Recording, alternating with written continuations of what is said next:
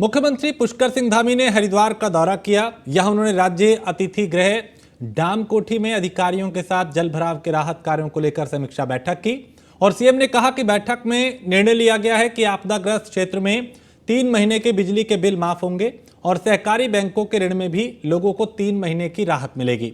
इसके अलावा आपदा प्रबंधन विभाग के आकलन के बाद ही आपदाग्रस्त इलाके घोषित किए जाएंगे, क्षेत्र घोषित किया जाएगा। बारिश के कारण हुए जल भराव पर बोलते हुए मुख्यमंत्री ने कहा कि हमारे द्वारा चाहे शहरी क्षेत्र हो या फिर ग्रामीण क्षेत्र, सभी क्षेत्रों में जल भराव की स्थिति से निपटने के लिए एक दीर्घकालिक प्लान तैयार किया जा रहा है। आने वाले वक्त में जो चुनौतियां आ सकती हैं उन पर विचार करके इस प्लान को तैयार किया जा रहा है। हरिद्वार जनपद में अतिवृष्टि हुई है और उस अतिवृष्टि के कारण से बहुत बड़ा क्षेत्र यहाँ का प्रभावित हुआ है। हमने तय किया है कि पिछले दिनों जिन क्षेत्रों में भारी बारिश हुई है या बाढ़ आई है उस पूरे क्षेत्र को आकलन करवाने के बाद उसको आपदा क्षेत्र घोषित किया जाएगा और आपदाग्रस्त क्षेत्रों में आगामी 3 माह तक जो बिजली के बिल हैं या बैंकों के लोन हैं, जो सहकारी बैंक के राज्य सरकार के अंतर्गत आने वाले बैंक हैं, उन बैंकों का 3 माह तक जो ऋण वसूली है वो स्थगित रखी जाएगी और जो राष्ट्रीयकृत बैंक हैं उन बैंकों को राज्य सरकार की तरफ से अनुरोध किया जाएगा कि वो अभी अगले 3 माह तक जो है इस प्रक्रिया को स्थगित रखें। तो जो आपदाग्रस्त क्षेत्र हैं उन क्षेत्रों में तत्काल इसका आकलन करके जो प्रभावित लोग हैं उनको राहत राशि का वितरण किया जाएगा।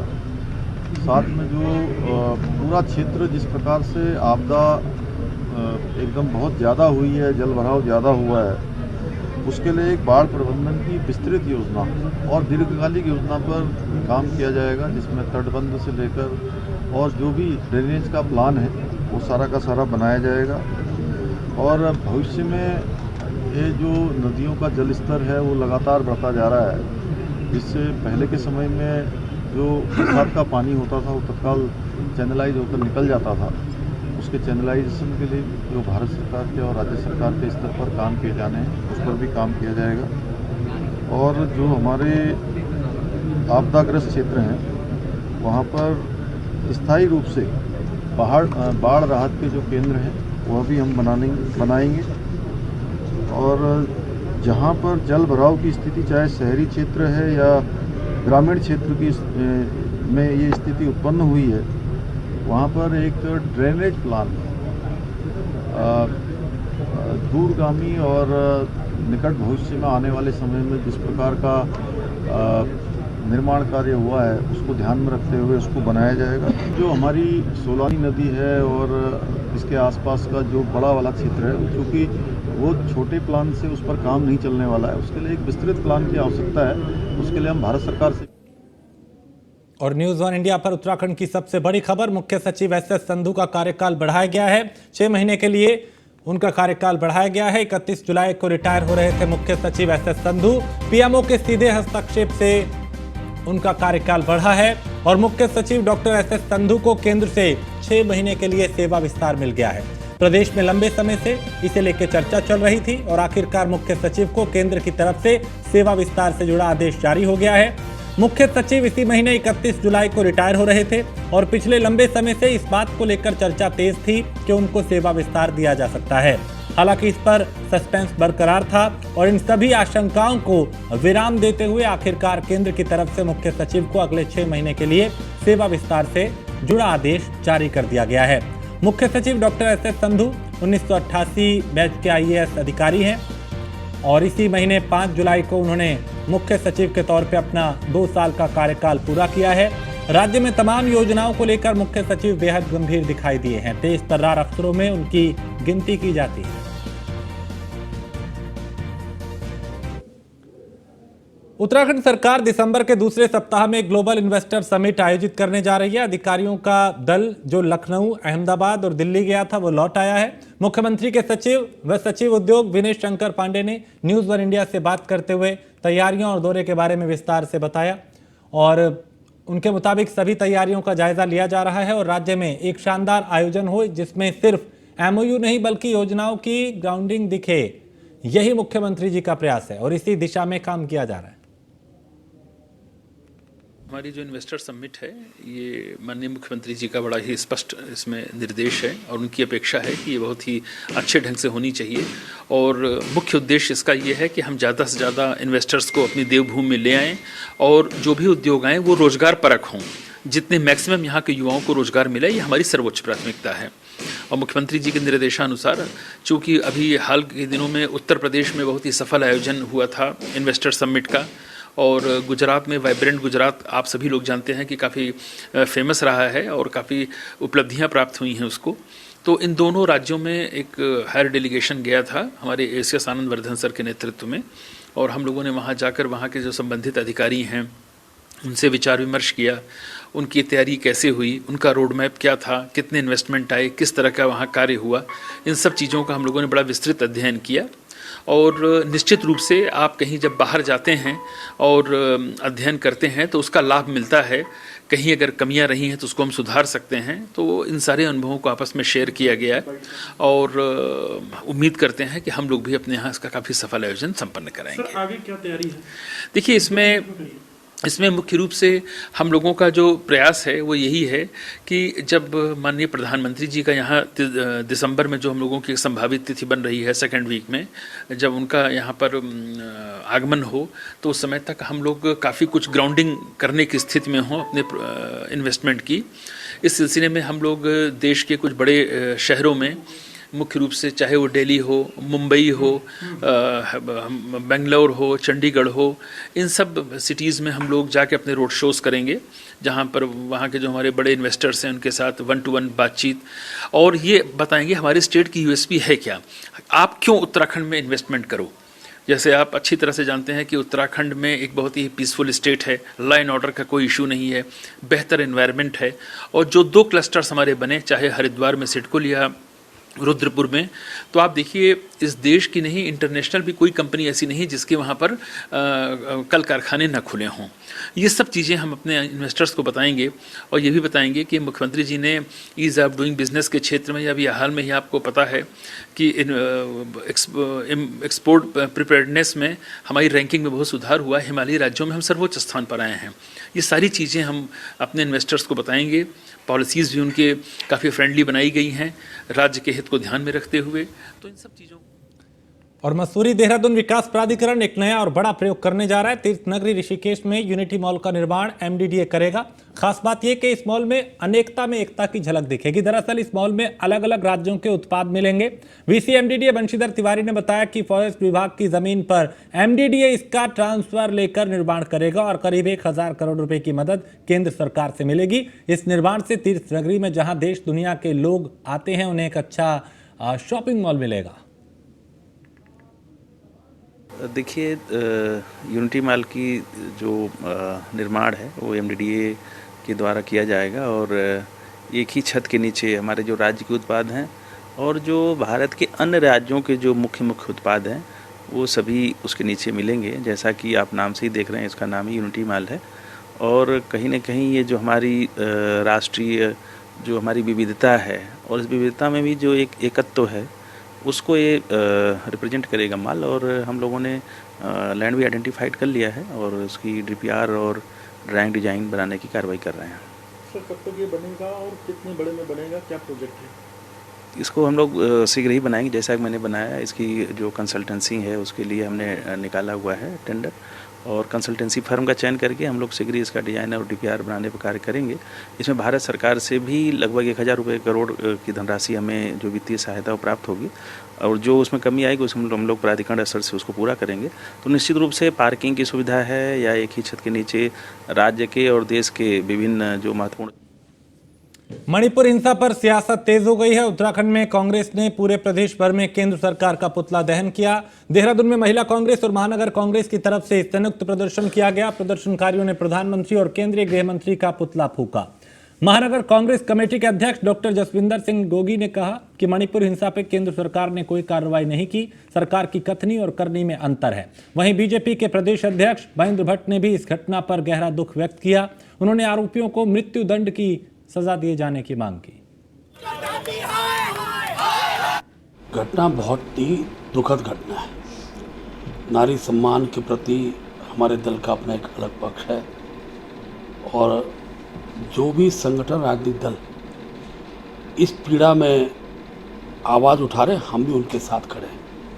ये घटनाएं ना हो, इसके लिए प्रधानमंत्री जी ने इसे विशेष रूप से संज्ञान लिया है, गृह मंत्री ने संज्ञान लिया है। कुछ गिरफ्तारियां हुई हैं और कड़ी कठोरतम सज़ा, मैं तो आज वहाँ के मुख्यमंत्री का बयान पढ़ रहा था कि अगर मृत्यु दंड का भी प्रावधान हो, ऐसी सज़ा ऐसे दुष्टों को देनी चाहिए। नारी सम्मान के प्रति मेरा दल शुरू से ही इन सब विषयों पर आवाज़ें उठाता रहा है। घटना घटित हुई है मणिपुर में, पूरे देश को शर्मसार किया है। मात्र हत्याकांड का मामला नहीं है ये। पहले उन महिलाओं को नग्न अवस्था में घुमाया गया, उसके बाद हत्या की गई, उनके परिवार के लोगों की हत्या की गई, जो कि बहुत ही शर्मसार है। और जहाँ जहाँ भाजपा की सरकार है वहाँ ये घटनाएं बढ़ रही हैं। यहाँ भले अंकिता हत्याकांड का आज तक वीआईपी के नाम की खुलासा नहीं हुई। भाजपा की कथनी और करनी में जमीन आसमान का फर्क है। एक तरफ तो बेटी बचाओ और बेटी पढ़ाओ का ये नारा देते हैं, और दूसरी तरफ जहाँ जहाँ इनकी सरकारें हैं। रुड़की के सिविल लाइन कोतवाली क्षेत्र में गंग नहर किनारे स्थित बीजेपी विधायक प्रदीप बत्रा के कैंप कार्यालय पर जमकर हंगामा देखने को मिला। हंगामे के चलते कार्यालय के कर्मचारी और नगर निगम के पार्षदों के बीच तीखी नोकझोंक हुई। वीडियो भी सोशल मीडिया पर वायरल हो रहा है। साउथ सिविल लाइन के पार्षद सचिन चौधरी के द्वारा कानूनगो विजेंद्र कुमार के साथ मारपीट की गई, जिसके बाद पुलिस ने आरोपी पार्षद पर मुकदमा दर्ज कर 25,000 का इनाम रख दिया था। इसी के चलते शुक्रवार को बड़ी संख्या में पार्षद इकट्ठा हुए और बीजेपी विधायक बत्रा के कैंप कार्यालय पहुंचे, जहां पर जबरदस्त हंगामा हुआ। थे वो हमारे भाई सचिन है, उनके ऊपर एक 25,000 का इनाम था। उस पर गण में सारे पार्षद होकर विधायक जी से मांग करने गए थे कि देखो जी, इसमें आपस में कुछ फैसला होता हो या कुछ हो, इनमें आपस में निपटवा दो। तो उधर से एक निशांत राणा है, जो विधायक जी के यहाँ रह रहा है, गुंडा प्रकृति गया, कहीं केस है उस पर। उसने आगे बदतमीजी पहले एक पार्षद से करी, आशीष जी से, फिर आगे मेरे साथ बदतमीजी गाली गलौज करनी। तो उसमें विधायक जी ने कोई संज्ञान तो मेरे ख्याल से लिया नहीं। विधायक जी उसे अपने साथ गाड़ी में बिठा के ले गए। तो हमने पूछा, भाई तेरी क्या क्या दिक्कत है? उसने कोई दिक्कत नहीं, गाली गलौज। और वही आदमी नंबर 2 के धंधे करता है। आप सत्यम पैलेस चले जाए, सत्यम पैलेस में आपको सब दूध का दूध और पानी का पानी चाहिए। चमोली में नमामि गंगे ट्रीटमेंट प्लांट में हुए हादसे में 16 लोगों की मौत और 9 लोगों के घायल होने के मामले में अब कांग्रेस और बीजेपी ने एक दूसरे पर आरोप प्रत्यारोप शुरू कर दिया। एक तरफ बीजेपी अध्यक्ष का कहना है कि इस मामले में सरकार गंभीर है, जो की मदद इस मामले में प्रभावितों की होनी चाहिए वो की जा रही है। वहीं अब कांग्रेस प्रदेश अध्यक्ष करण महारा ने बीजेपी सरकार पर आरोप लगाते हुए कहा कि राज्य सरकार ने इस पूरे घटनाक्रम में मानवता नहीं दिखाई। सरकार को जिस तरह की मदद करनी चाहिए थी वो नहीं हुई। प्रभारी मंत्री तो हरेले के प्रोग्राम में वहाँ थे, इसलिए सौभाग्य से, नहीं तो जहाँ भी आपदा आ रही है इनके प्रभारी मंत्री नहीं जा रहे। आपने देखा है 7 दिन के बाद सतपाल महाराज हरिद्वार पहुँचते हैं, लेकिन वहाँ की स्थिति यह है कि जो यूपीसीएल के अधिकारी हैं, जो नमामि गंगे के अधिकारी हैं, मेरे पहुँचने तक नहीं आया था कोई भी जिम्मेदार अधिकारी। इसका मतलब सरकार का प्रेशर नहीं है। दूसरी बात हम कह रहे हैं कि जो जिम्मेदार अधिकारी हैं, जो कर्मचारी इसके लिए जिम्मेदार माने जा रहे हैं, उनके ऊपर हत्या का मुकदमा दर्ज होना चाहिए, हमारी मांग है। और सरकार के इंतजामात पूरे नहीं हैं। जिन लोगों को परसों कल सुबह फर्जी एसओजी अधिकारी बनकर रंगदारी मांगने और बोलेरो गाड़ी लूटने वाले 3 शातिर आरोपियों को उधम सिंह नगर पुलिस ने गिरफ्तार किया है। जो इस मामले का मुख्य आरोपी है वो कथित बीजेपी नेता बताया जा रहा है, जो अल्पसंख्यक मोर्चा का उपाध्यक्ष है। उसकी गाड़ी में बीजेपी का बोर्ड भी लगा है, जिससे आबादी से रंगदारी के नाम पे 5 लाख रुपए मांगे और ना देने पे उसकी कार ले ली। इस घटना से कहीं ना कहीं बीजेपी की छवि खराब करने का काम नेता ने किया है। इस पर बीजेपी मीडिया प्रभारी मनवीर चौहान का कहना है कि बीजेपी पार्टी एक ऐसी पार्टी है जो निष्पक्षता, पारदर्शिता से कार्रवाई करती है और निष्पक्ष कार्रवाई के निर्देश भी देती है। भारतीय जनता पार्टी की सरकार में बिना भेदभाव के जो व्यक्ति दोषी होता है या जिस कोई भी किसी प्रकार का गलत कार्य करता है, उसको निष्पक्ष रूप से उसके खिलाफ कार्रवाई की जाती है, चाहे कोई भी व्यक्ति हो। ये भारतीय जनता पार्टी की सरकार में, आदरणीय मुख्यमंत्री पुष्कर सिंह धामी जी की सरकार में ही संभव है कि चाहे दोषी, चाहे कितना बड़ा व्यक्ति हो, किसी पार्टी का हो, उसके खिलाफ सख्त से सख्त कार्रवाई की जाती है। ये इसका एक उदाहरण है। तो लेकिन आपको लगता है ऐसे लोगों को पहले ही पार्टी से बाहर कर देना चाहिए? नहीं, किसी के चेहरे पे लिखा नहीं होता कि कौन व्यक्ति कैसा होता है, लेकिन किसी तरह कोई भी फर्जी व्यक्ति हो, चाहे वो किसी पार्टी का हो, उसके खिलाफ कार्रवाई की गई है। इस बात की मौसम विभाग ने अगले 24 घंटों के लिए देहरादून समेत प्रदेश के कई जिलों में बारिश को लेकर अलर्ट जारी किया है। और मौसम निदेशक विक्रम सिंह के अनुसार शुक्रवार रात से शनिवार सुबह तक प्रदेश के कई इलाकों में भारी बारिश होने की संभावना है।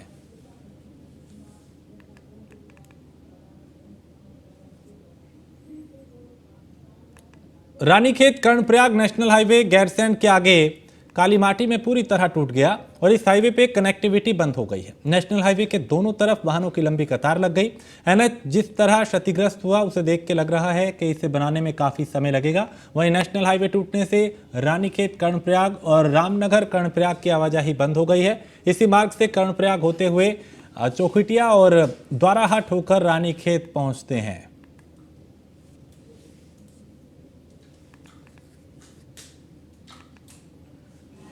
पौड़ी गढ़वाल के थलीसैंण ब्लॉक के रोली गांव के पास गुरुवार देर रात बादल फटने से ग्रामीणों को भारी नुकसान हुआ। कई घरों और गौशालाओं को नुकसान पहुंचा। गांव को जोड़ने वाली एकमात्र सड़क का भी एक हिस्सा बह गया।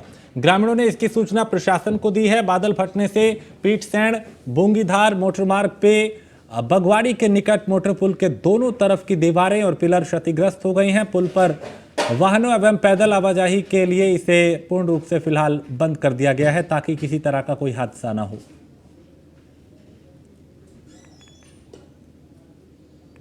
संबंध में एसडीएम स्तर से जो सूचना ली गई है उसमें एक पर्टिकुलर फैमिली के 2 बैल और एक बकरी की डेथ है, तो P20 उसका बनवाया जा रहा है और उसे तत्काल जो मुआवजा दिया जाना है वो दिया जाएगा।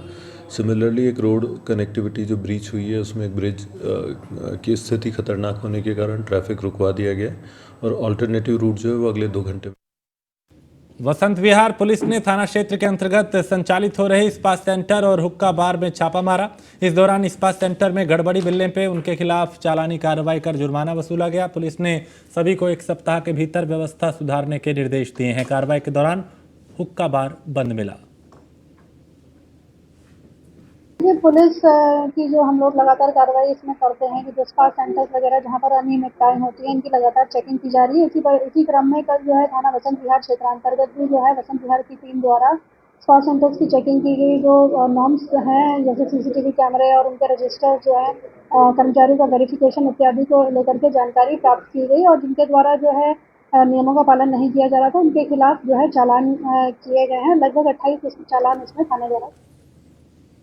स्कूली बच्चों की परिवहन सुविधा और सुरक्षा को लेकर परिवहन विभाग की नींद टूट गई है। परिवहन मुख्यालय ने स्कूल बस और वैन चालकों को वाहन का कुशलता और सुरक्षा के साथ संचालन का प्रशिक्षण देने का आदेश दिया है। पहले चरण में देहरादून के स्कूल बस और वैन चालकों को प्रशिक्षण दिया जाएगा। प्रशिक्षण से स्कूली बच्चों की सुरक्षा को सुनिश्चित किया जाएगा। सहायक परिवहन आयुक्त की तरफ से आरटीओ शैलेश तिवारी को दिए आदेश में बताया गया कि प्रशिक्षण स्कूल के अवकाश के दिन दिया जाए और ये प्रशिक्षण institute of driving and training research Jhajhra में दिया जाएगा।